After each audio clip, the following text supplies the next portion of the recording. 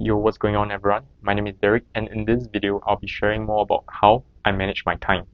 Let's jump right in. For starters, I'm currently in my third year of undergraduate studies, and at the same time, I'm also doing a part-time internship at SAP. Outside of that, I'm also giving private tuition to secondary school students, and I'm also working on an agri-tech project on the sidelines. And this agri-tech project came about due to an interest that I had in agriculture, so that interest grew to a point whereby I started working at a farm last year. And if you haven't watched the video of my experience working at the farm, I'll link the video somewhere up here. So be sure to check it out to know more about how is it like to work at a farm in Singapore. And yes, I personally believe that it is quite difficult to juggle so many things at the same time. And this makes it even more important for me to be able to manage my time carefully and properly. So in this video, I'll be sharing a couple of things that I do on a daily basis to help me manage my time better.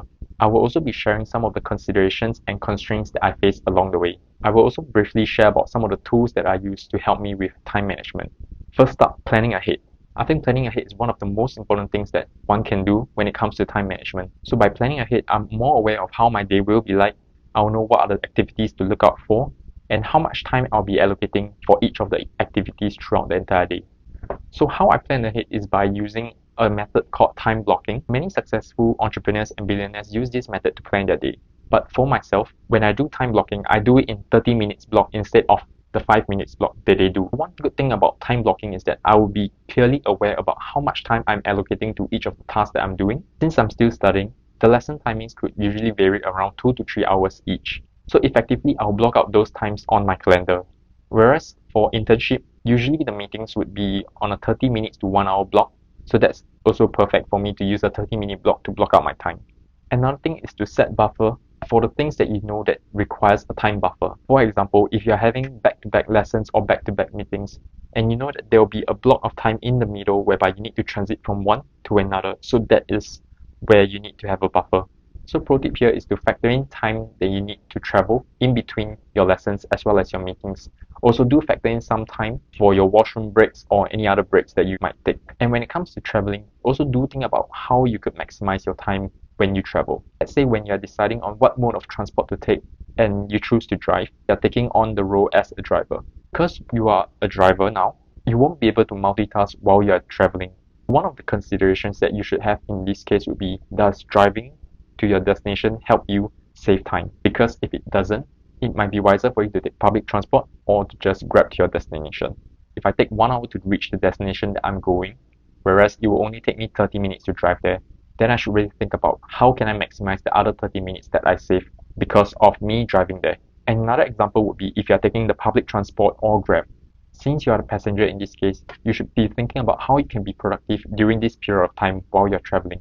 For example, what I could be doing would be to reply some of my emails or some of the non-urgent tasks that I could do along the way. And I know that I didn't factor in the cost involved in the different transportation methods, but those are just some of the key points that you should bear in mind when you're deciding on how to plan your mode of transport in order to help you regain more time. Speaking about time blocking, now I'll go through an example of how I do it. So in my opinion, one of the best calendars to use would still be the Google Calendar. For Google Calendar, why I like it so much is because I can sync it anywhere as long as I'm connected to the internet. So I can access it on my computer, on my phone, or on my iPad. It makes it easy for me to refer and make changes on the go.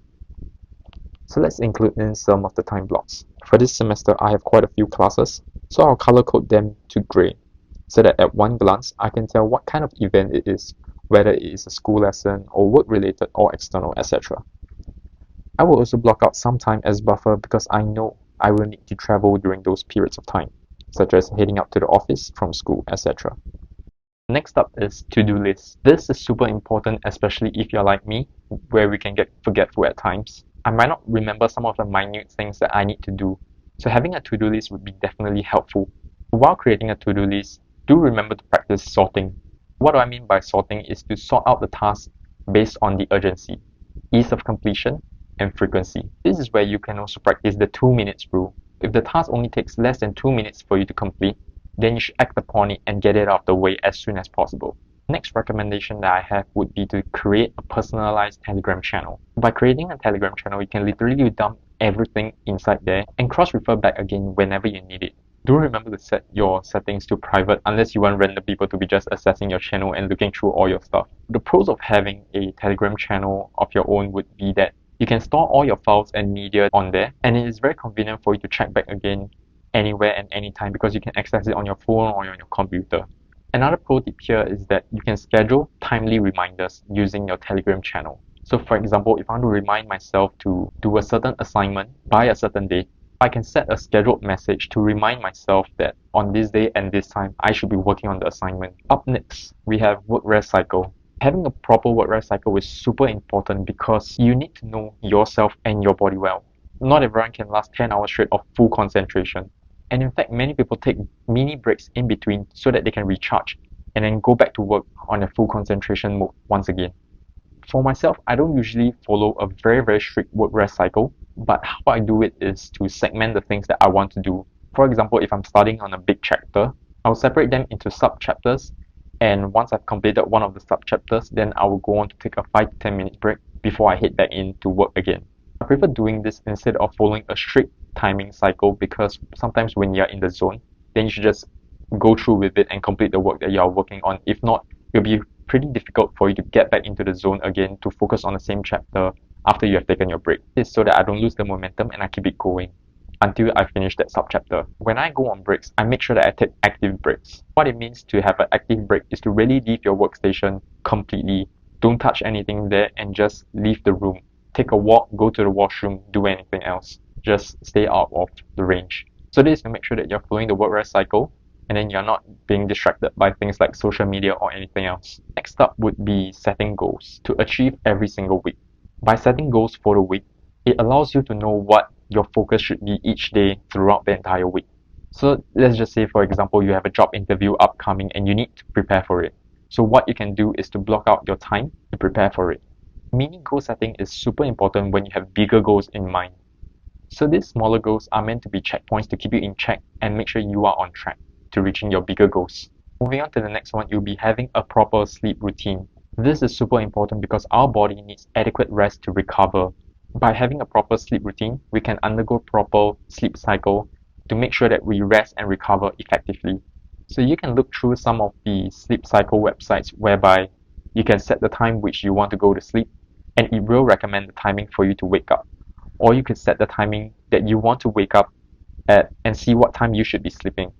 So why is sleep cycle so important for time management? It is because when you're well rested, you have better energy levels and higher attention span throughout the entire day.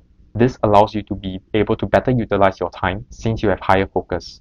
And you will be owning your day instead of just going through the motion. So last but not least, it will be exercising.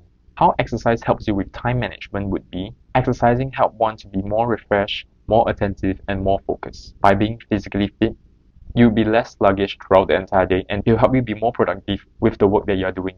By exercising, it also helps you to cope with stress levels, which is also another benefit in helping you to cope with all the things that you're working on, such as your studies, your work, your side hustles. So I've come to the end about the things that I want to share with regards to time management.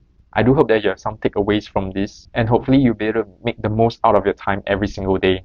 After all, time is the only thing that once it's gone, it doesn't come back. Do make the most out of the time that you have, and if you have any other time management strategy or tips, please comment down below so that everyone can learn from it as well. Till next time, take care and stay safe.